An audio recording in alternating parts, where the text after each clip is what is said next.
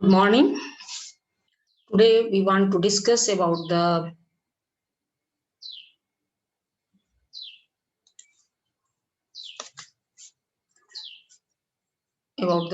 questions, numerical problems related to the electricity.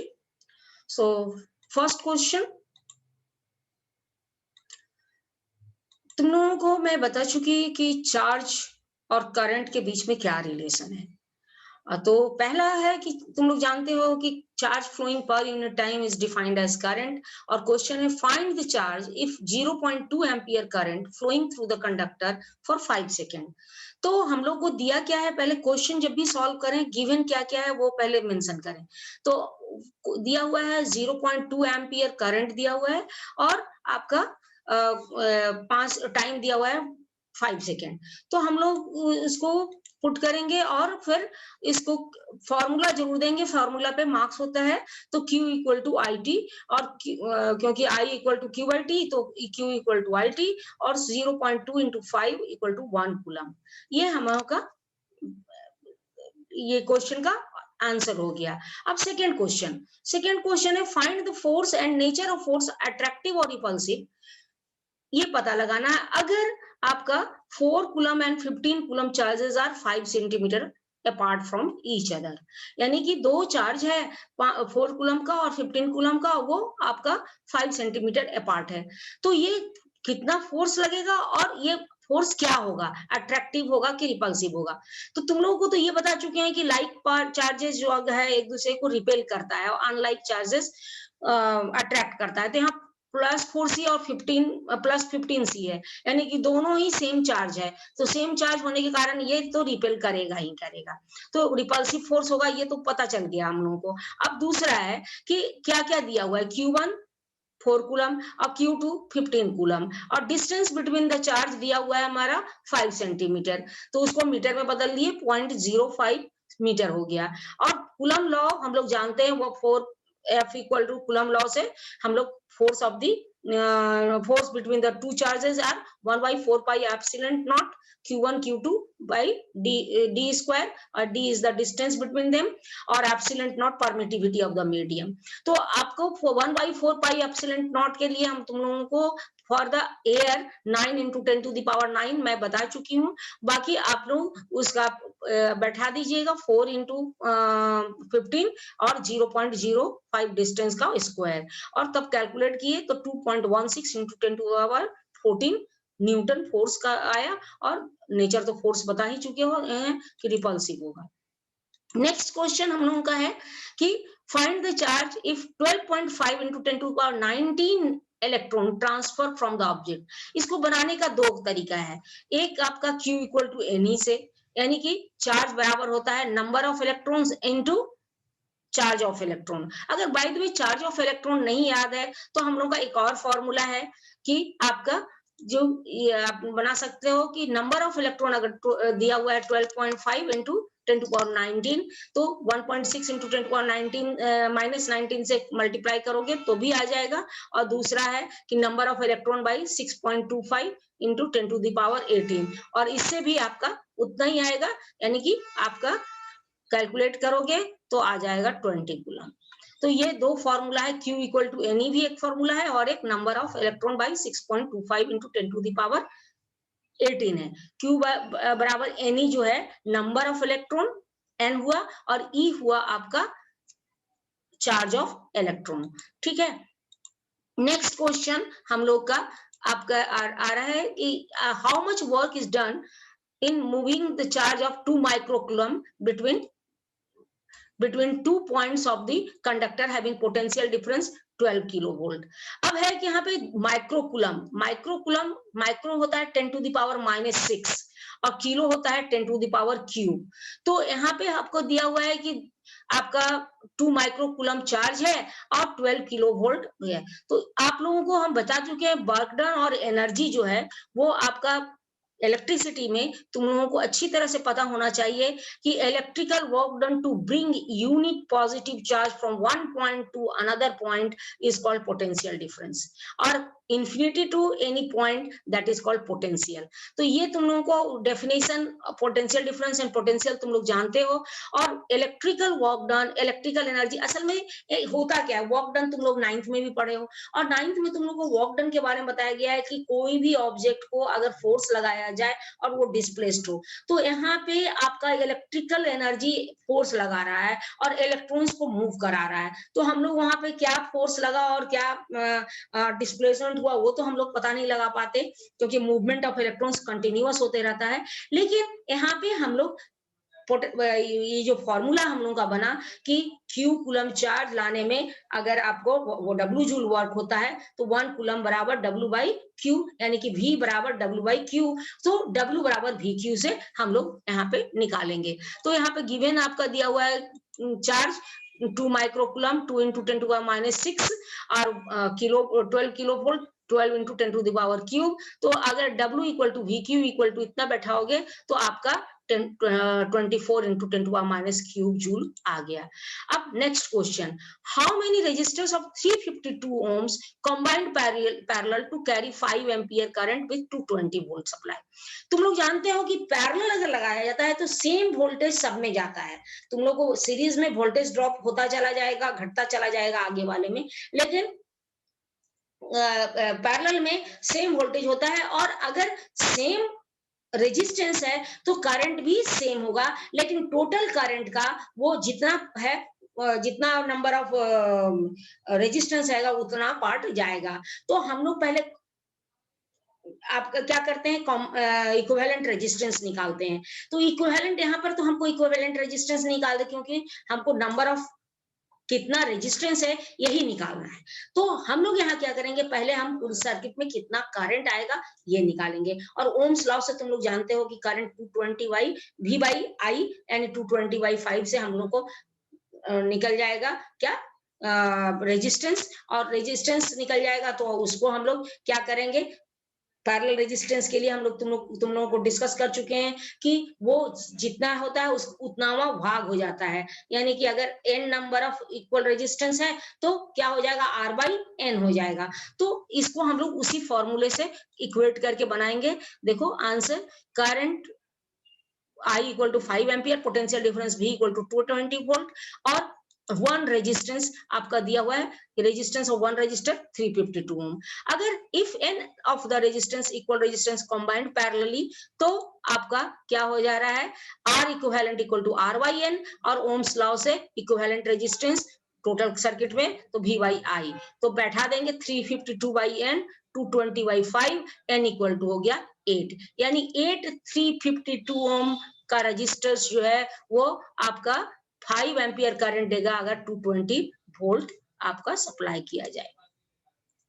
अब ये एक क्वेश्चन है जिसमें कि आपको दिखा रहा है कि 5 ओम का है रजिस्टर, यहाँ पे ये PQ, और ये QR जो है वो आपका 3 ओम है और इधर 6 ओम है, मतलब पैरेलल दो है, 3 और 6 ओम है। तो इसमें अगर इक्विवेलेंट रेजिस्टेंस निकालना है तो आपको क्या है कि पता, और इसमें कहा दिया है कि 14 वोल्ट आपका करंट भी सप्लाई किया गया है। तो आपको कैलकुलेट क्या क्या करना है, ये 4 क्वेश्चन है इसमें दिया हुआ है कि equivalent resistance of the network QR देना है, QR के बीच में यहाँ से यहाँ तक में क्या है equivalent resistance, current flowing through the PQ बताना है, आपका potential difference across the PQ बताना है, और आपका ये current flowing through the 3 ohm resistor. तो ये चारों क्वेश्चन के अनुसार पहले हम लोग डिस्कस कर लें आपका। तो कहता है कि इक्विवेलेंट रेजिस्टेंस हमको पहले निकाल के और इस सर्किट में कितना करंट जाएगा। 14 वोल्ट तो करंट है ही, तो 14 वोल्ट में इस सर्किट में कितना करंट है। तुम लोग जानते हो कि करंट एक छोर से चलता है तो पूरा का पूरा करंट दूसरे छोर तक पहुंचना ही पहुंचना है, यानी इलेक्ट्रॉन्स कहीं डैमेज नहीं होता है, सारा इलेक्ट्रॉन्स एक तरफ से चला और दूसरी तरफ पहुंचना है। लेकिन उसके रास्ते अलग हो सकते हैं, अगर हायर रेजिस्टेंस है तो उधर कम जाएगा इलेक्ट्रॉन, और जिधर लोअर रेजिस्टेंस है उधर ज्यादा जाएगा इलेक्ट्रॉन। यानी कि करंट का जो है लोअर रेजिस्टेंस की तरफ करंट ज्यादा होगा और हायर रेजिस्टेंस की ओर करंट कम होगा। डिस्ट्रीब्यूशन इस तरह से होता है।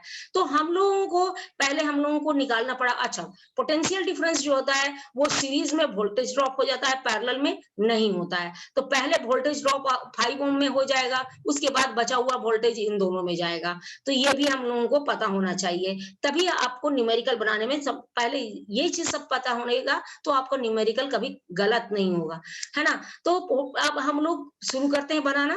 तो गिवन क्या क्या है बेटा, तो इसमें आपका 14 वोल्ट आपका करंट दिया हुआ 14 वोल्ट दिया हुआ है, और आपका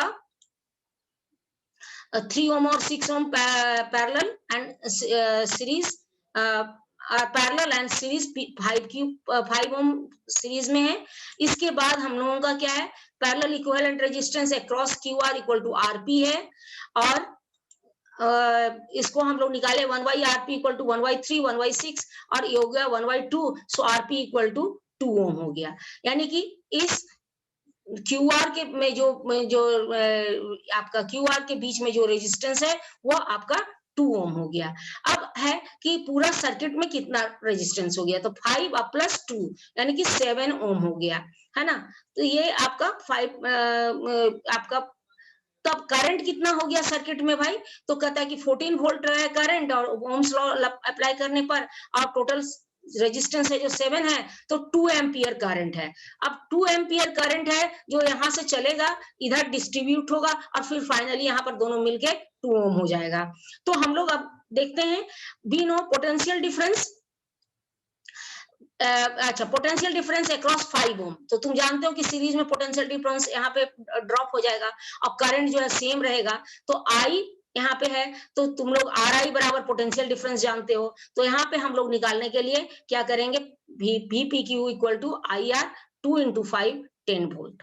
अब हमारा तीसरा आंसर भी निकल गया। अब चौथा आंसर हम लोगों का है कि 3 ओम रजिस्टर के लिए, तो हम लोग क्या क्या करेंगे कि बचा हुआ वोल्टेज है 14 माइनस 10 यानी 4 वोल्ट, और ये 4 वोल्ट डिस्ट्रीब्यूट होकर 3 ओम और 6 ओम में जाएगा, और सेम पोटेंशियल डिफरेंस जाएगा, और करंट तो 2 एम्पियर ही डिस्ट्रीब्यूट होगा। तो अब हम लोग को पता लगाना है, तो ओम्स लॉ लगाएंगे। We know parallel potential difference is same but current distributed in the resistor, और उसके अनुसार हम लोग निकाले, तो so current flowing in 3 ohm resistor equal to V by R 4/3 यानी 1.33 एम्पियर।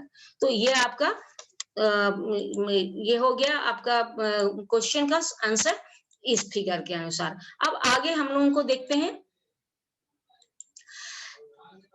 आपको ये है कि अगर 2 ओम रेजिस्टेंस है, हाउ मेनी वेज, आपके पास 2 ओम का रेजिस्टेंस है, और how many ways you arrange to find the resistance. Same resistance होने से हमारा क्या होगा कि इसको सबसे पहला हम लोग क्या कर सकते हैं कि तीनों को पैरेलल लगा सकते हैं, 2 ओम 2 ओम 2 ओम। तो इसका जो होगा 1/2 1/2 1/2 यानी कि आपका कितना हो जाएगा 2/3 इसका रेजिस्टेंस हो जाएगा।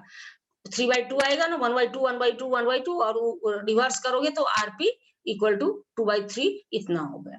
सेकंड हम लोगों को क्या कर सकते हैं भाई, तो हम लोग इस तरह से कर सकते हैं, 2 ओम का रजिस्टर को पैरेलल लगा दें और एक को सीरीज में लगा दें। तो 2 ओम पैरेलल लगाएंगे, तो तुम जानते हो कि अभी तुरंत बता चुके हैं कि आरपी इक्वल टू होता है आर बाई एन, तो आर 2/2 और एन है 2, तो 2 1 ओम हो गया, और 2 ओम ये है तो 3 ओम, तो इसका 3 ओम हो गया। तीसरा हम लोग अरेंज करेंगे कि दो को सीरीज में लगा देंगे और एक को पैरेलल उसका, तो ये 2 2 4 हो जाएगा, और ये 2 ओम, तो 1/4 1/2 करोगे, पैरेलल करोगे, और ये हो जाएगा एलसीएम लोगे तो 4 होगा, और एक 1 एक 2 और 3 यानी कि 4/3 हो जाएगा 1.33। अब फोर्थ है सीरीज में लगा दोगे, तो तीनों को लगा दोगे, तो तुम जानते हो 2 + 2 + 2 6 ओम हो जाएगा इसका। तो इस तरह से हम अगर इक्वल रेजिस्टेंस है तो ये 4 तरीके से हम लोग कर सकते हैं। अगर अनइक्वल है तब तो फिर और भी है, इसके जगह पर बदलेंगे, इसके जगह पर बदलेंगे, इसके जगह पर बदलेंगे, तो ये यही 3 बार दे देगा। फिर इसमें भी इस तरह से बदल के देंगे, तो बहुत सारा कॉम्बिनेशन हो जाएगा। तो इक्वल है इसलिए हम लोग का 4 हो गया कॉम्बिनेशन, लेकिन अनइक्वल होगा तो और भी कॉम्बिनेशन बनेंगे इससे। ठीक है। अब है नेक्स्ट क्वेश्चन। नेक्स्ट क्वेश्चन हम लोगों का दे रहा है कि अगर 12 volt battery has capacity giving 80 ampere current for 1 hour, how long can battery keep the 60 watt lamp lighted. तो बेटा इसमें गिवन है हम लोगों का current 80 ampere, T 1 hour and power of the length 60 watt. तो यहाँ पे तुम लोग को पावर से, तो पावर बराबर होता है तुम्हारा एनर्जी, और यहाँ पे चूंकि यूनिट जो है वॉट और जूल का सेम होता है, और आवर हमको टाइम निकालना है, तो हमको यहाँ पे क्या होगा कि सब कट के अब फाइनली आवर में, किलोवाट आवर में, तुम लोग को यूनिट पता है वॉट आवर और ये, तो हम लोग को आवर में ही निकालना है। तो हम लोगों को एक यूनिट में बदलने का जरूरत नहीं है, हम लोग ऐसे ही चलते हैं, टी इक्वल टू 1। तो वी आई टी, तो 12 इंटू 80 और इंटू 1 आवर है तो 1 कर दिए, तो 960 जूल हो गया। अब एनर्जी कंज्यूम्ड हम लोग को निकल गया, ठीक है। अब ये वाट आवर हो गया, ये 960 जूल ना होकर वाट आवर हो गया, सॉरी ये वाट आवर होगा। और this energy is used to glow 60 watt lamp, then find the time. तो टाइम के लिए तुम लोग जानते हो कि पावर इक्वल टू होता है E by P, so E by V I, और 960 बाई 60 यानी कि 16 आवर। ये यूनिट यहाँ पर वाट आवर होना चाहिए बेटा, जूल नहीं होना चाहिए, ठीक है। A piece of wire of resistance are cut into 5 equal pieces and connected parallel when what is the equivalent resistance। तो कहता है कि अगर 5 रेजिस्टेंस को अगर इक्वल पीस में काट दिया जाए तो लेंथ के अनुसार ये प्रोपोर्शनल होता है। तो लेंथ के अनुसार अगर प्रोपोर्शनल होता है तो लेंथ 1/5 हो गया, तो हर पीस का रेजिस्टेंस R/5 हो जाएगा। और पैरेलली अगर कंबाइन कर दिया गया तो R/1/R/5 1/R/5 1/R/5, तो आपका क्या हो जाएगा कि आपका R/25 हो जाएगा, और आपका इक्विवेलेंट रेजिस्टेंस। तो इस तरह से आपका अगर सिंगल रेजिस्टेंस और इक्विवेलेंट रेजिस्टेंस के बीच में अगर रेशियो निकालना होगा तो आपका R/R इक्वल टू 25 हो जाएगा, यानी 25:1 हो जाएगा, ठीक है। अब आगे हम लोग नेक्स्ट हम लोग का है कि हम लोगों को फिगर, इसमें कमांड गलत पड़ गया, चलो। एक हमारा ये रेजिस्टेंस है, तो देख रहे हो R3 3 ओम है, ये R4 4 ओम है, ये कॉम्बिनेशन ऑफ रेजिस्टेंस है। R1 ये है, R1 आपका 6 ओम है, और ये R2 आपका 2 ओम है। तो आपको यहाँ पे दिख रहा है कि C और D के अक्रॉस हम लोगों को निकालना है इक्विवेलेंट रेजिस्टेंस, C और D के बीच में इक्विवेलेंट रेजिस्टेंस निकालना है। तो सबसे पहले हम लोग को देखना होगा कि कौन कौन सीरीज में है या पैरेलल में है। तो यहाँ पे हम लोग को दिख रहा है कि ये पॉइंट ये पॉइंट ये पॉइंट सब कॉम्बिनेशन है, तो यानी कि R2 R3 और R4 सीरीज में है। So equivalent resistance RS1 equal to R2 plus R3 plus R4 हो गया 4 + 3 + 2 9 ओम, और RS1 is parallel with the R1, so equivalent resistance of for these across CD is equal to 1/RP 1/RS1 1/R1 और 1/9 plus 1/6, 2 + 3/18 5/18, और RP बराबर हो गया 18/5, और ये हमारा 3.6 ओम इक्विवेलेंट रेजिस्टेंस हो गया इन प्लेस ऑफ these 4, ठीक है। अब next question combination of resistance से ही है। मान लीजिए कि उल्टा कर दिए, थोड़ा सा हम अलग कर दिए, R4 यहाँ है, R1 2 ओम यहाँ पे है, R3 यहाँ पे 4 ओम है, और ये R2 4 ओम है। तो इसमें भी आपको क्या ये सीरीज दिख रहा है, और ये पैरेलल है CD। तो CD के अक्रॉस हम लोग ऐसे ही निकालेंगे जैसे निकाले हैं इक्विवेलेंट रेजिस्टेंस। तो जरा सा देखें, R2 R3 R4 in series, so equivalent resistance of these three आपका हो जाएगा 3 + 4 + 5, that is equal to 12 ohm।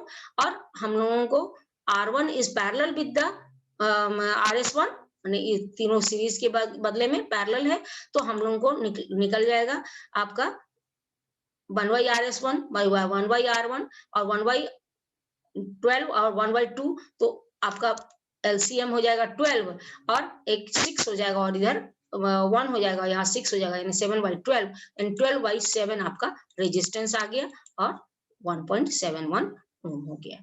तो ये आपका कॉम्बिनेशन, तो सिर्फ इधर से उधर घुमा देने से रेजिस्टेंस में बहुत ज्यादा वेरिएशन होता है। ये तीसरा अब आप लोगों को कि अगर इसको हम इस तरह से सजा दें, यहाँ पे 2 ओम रजिस्टर, यहाँ R3 और यहाँ R4 और ये R2, ये वाला R2 है, तो R2 R3 R4 ये कनेक्शन में से मिट गया है, तो ये आप लोग कनेक्शन समझिए, डिस्कनेक्ट होगा तो फिर रेजिस्टेंस यहाँ पे जाएगा ही नहीं, सीधे सीरीज में हो जाएगा इसके बदले में ये लो।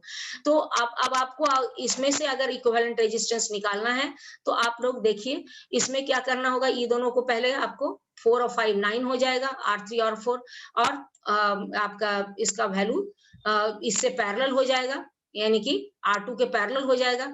तो आप लोगों को RS1 R2 पैरेलल हो गया, तो आपका आ गया 4/9 और 9/4 आ जाएगा, ठीक है, इसके जगह पे देख लीजिए। और 9/4 जब आ गया तो अब ये सीरीज में 2 के साथ है, तो 9/4 इंटू +2 अब आपका इतना आ जा रहा है 4.25, ठीक है। अब नेक्स्ट क्वेश्चन हम लोगों का ये कॉम्बिनेशन है, इस तरह से कॉम्बिनेशन किया।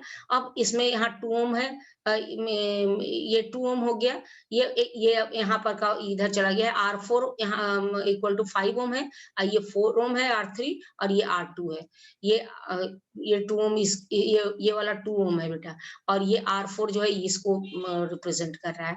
तो ठीक है, तो ये इक्विवेलेंट रेजिस्टेंस है। अब जरा सा देखें, R2 और R4 क्या हो गया, पैरेलल है, R2 और R4 पैरेलल है, तो 1/3 और 1/5 आपका हो गया 15 एलसीएम हो जाएगा, और 8/15 यानी 15/8 आ गया आपका आरपी। अब ये तीनों सीरीज में हो जाएगा, तो आरपी और R3 और R2 सीरीज में हो जाएगा, R1 सॉरी ये R1 है, तो R1 सीरीज में हो जाएगा। अब हम इसको पुट कर दें, सो इक्विवेलेंट रेजिस्टेंस आपका हो गया 15 + 48/8 और 63/8 यानी 7.875 ओम। ये आपका हो गया। नेक्स्ट क्वेश्चन हम लोगों का, मान लीजिए कि ये इस तरह का है, तो इसको हम लोग, इसमें भी उसी तरह से सीरीज है और इसमें करंट भी निकालना है क्या, तो नहीं, तो आपका ये सीरीज में है और ये 2 ओम जो है उसके पैरेलल हो जाएगा। तो जरा सा देखते हैं इसको, देख लो, इसको इसी तरह से बनाए हैं 3 + 4 + 5 और ये 1.7। नेक्स्ट क्वेश्चन आपका फाइंड इक्विवेलेंट रेजिस्टेंस, ये आपका ये रेजिस्टेंस है। अब इस तरह से ये इधर भी 2 ठो लगा हुआ है, तो अब इसको हम लोग, और सब 3 ओम ही है, तो हम लोग इसको निकालेंगे। तो सबसे पहले R2 R3 R4 are in series, R2 R3 R4 series, so equivalent resistance R2 + R3 + R4 9 ohm, और ये 9 ओम R5 के पैरेलल हो जाएगा। सो आपका R1/R5, तो 1/9 + 1/3 आपका इतना आएगा 4/9 है, 9/4 आ जाएगा। अब ये तीनों सीरीज में हो जाएगा, सो सीरीज में हो गया, तो आपका आ रहा है 8.25 इसका रेजिस्टेंस।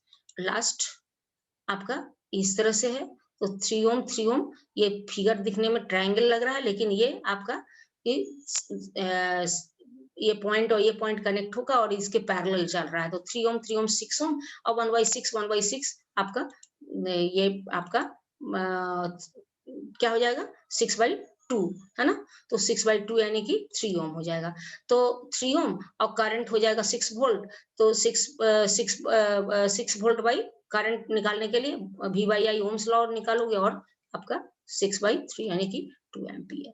आप लोग देख लीजिए 3 6 ओम और R1 पैरेलल, तो इसका हो जाएगा आपका 3 ओम, और इसके बाद V/R 2 एम्पियर।